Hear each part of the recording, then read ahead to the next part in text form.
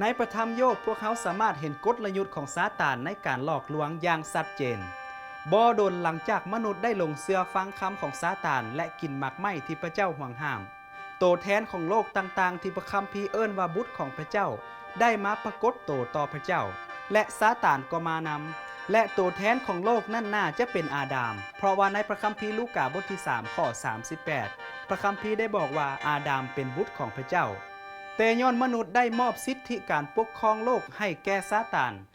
านจึงได้มาปรากฏโตต่อพระเจ้าแทนมนุษย์และในโยบบทที่1ข้อ7พระเจ้าได้ทรงถามซาตานว่าเจ้ามาแต่ไส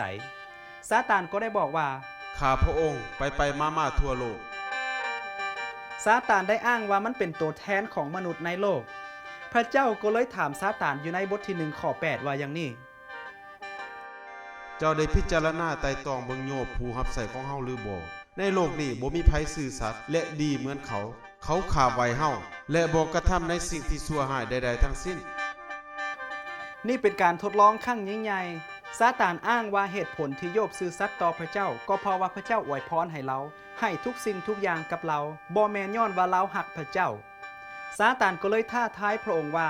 ขอให้ข้าพระเจ้าทดลองเราลองเบิงโดยการเอาสิ่งของทุกสิ่งทุกอย่างไปจากเราแล้วเราจะป้อยด่าพระองค์พระเจ้าก็ได้อนุญาตให้ซาตานทดลองโยบอยู่ในข้อ12ว่าอย่างนี้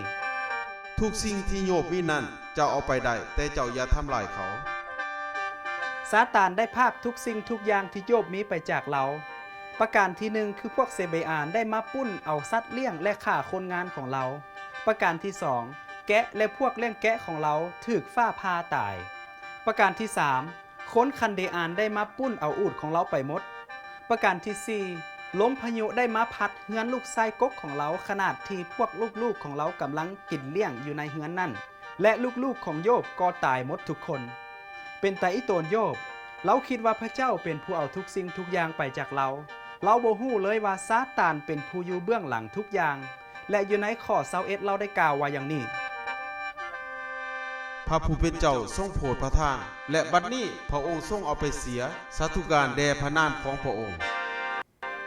แต่ปันนั้นโยบก็ยังสัตย์ซื่อต่อพระเจ้าโยบบ่ได้ป้อยด่าพระเจ้าซาตานก็บ่พอใจซาตานได้กลับคืนไปหาพระเจ้าอีกครั้งหนึ่งแล้วบอกว่า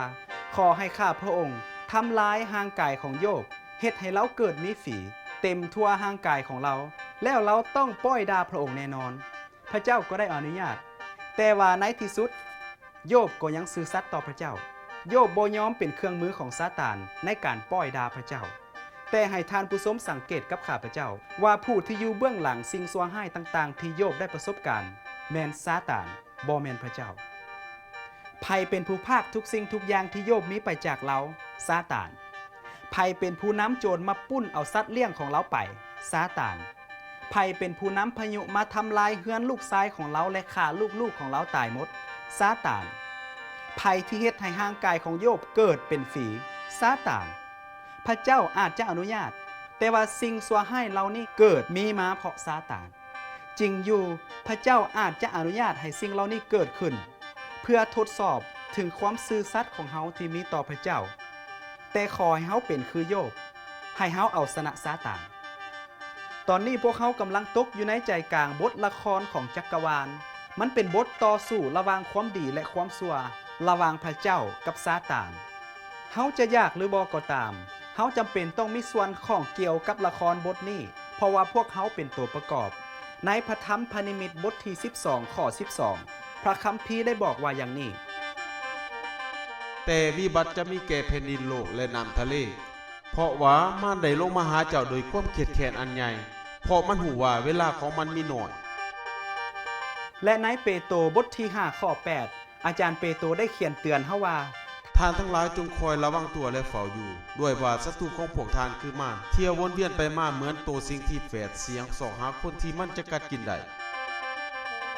พระคัมภีร์ได้บอกว่าซาตานเป็นคือสิ่งโตร้ายเที่ยววนเวียนไปมาเพื่อทำลายชีวิตของมนุษย์เฮา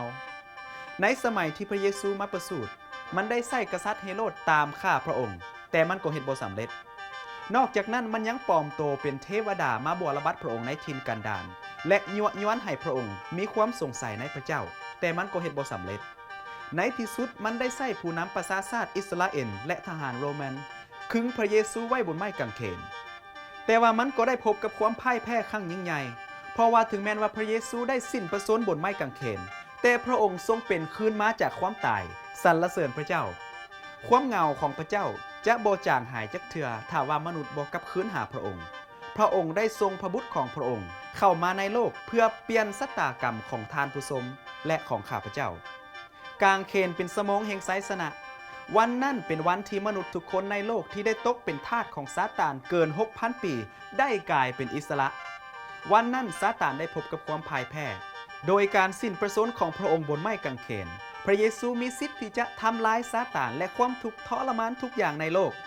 ในพระธรรมฮีบรูบทที่2ข้อ14พระคัมภีร์ได้ทรงกล่าวไว้อย่างนี้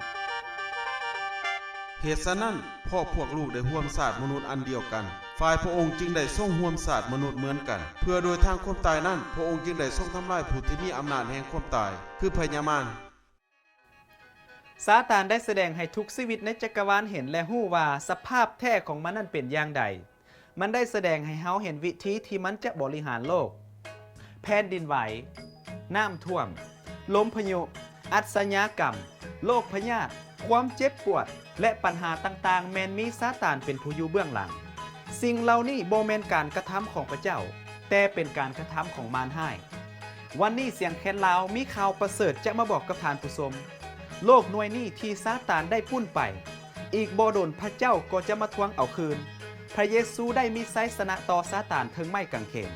พระองค์ได้ไถ่โลกนี้คืนด้วยความสำเร็จตอนนี้ซาตานก็เพียงแต่ยืมเวลารอวันตายรอวันพิพากษาของมันเท่านั้นเพราะฉะนั้นมันจึงเฮ็ดทุกสิ่งทุกอย่างเพื่อจะทำลายชีวิตของมนุษย์หลายเท่าที่จะหลายได้โดยการใช้กลอุบายต่างๆเพราะมันฮู้ว่ามันมีเวลาหน่อย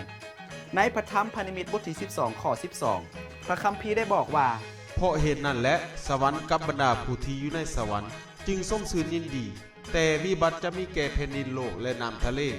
เพราะว่ามารได้ลงมาหาเจ้าโดยความเครียดแค้นอันใหญ่เพราะมันหูว่าเวลาของมันมีน้อยพระเจ้ามีแผนการที่จะทำลายซาตานโอกาสหน้าข้าพระเจ้าจะพาทานผู้ชมไปศึกษาเกี่ยวกับวันพิพากษาและวันสิ้นสุดของมารร้ายความบาปและความชั่วทุกอย่างแต่วันนี้ข้าพเจ้าจะสรุปว่าพระเยซูใกล้จะเสด็จกลับมาแล้วเวลานี้พระองค์กำลังเชิญพวกเขาทุกคนให้คืนมาหาพระเจ้าบ่ว่าเขาจะทุกข์หรือรวยมีความสุขหรือทุกข์ใจดีหรือชั่วหญิงหรือชายสบายดีหรือบ่พระเจ้าเชิญพวกเขาทุกคนทานผู้ชมอาจจะอิดเมื่อยกับปัญหาความเจ็บปวดและกลอุบายต่างๆของซาตานในมัทธิวบทที่11ข้อ28พระเยซูได้เชิญเฮาว่าบรรดาผู้ที่เหตุการณ์หนักหน่วงและแบกภาระหนักจงมาหาเฮาและเฮาจะให้พวกทานได้รับความเศร้าเมื่อยพระเยซูล้อท่าวันที่ทานจะคืนหาพระเจ้าพระองค์ล้อที่จะมอบชีวิตอันตลอดไปเป็นนิจให้ทานแต่ทานต้องเลือกระหว่างพระเจ้ากับซาตานว่าจะให้ไผเป็นเจ้าชีวิตการตัดสินใจของทานเกี่ยวข้องกับความเป็นความตายข้าพเจ้าหวังว่าทานจะเลือกที่จะอยู่ฝ่ายพระเจ้าทานจะเลือกเอาไสยชนะและทานจะเลือกชีวิตอันตลอดไปเป็นนี้ขอพระเจ้า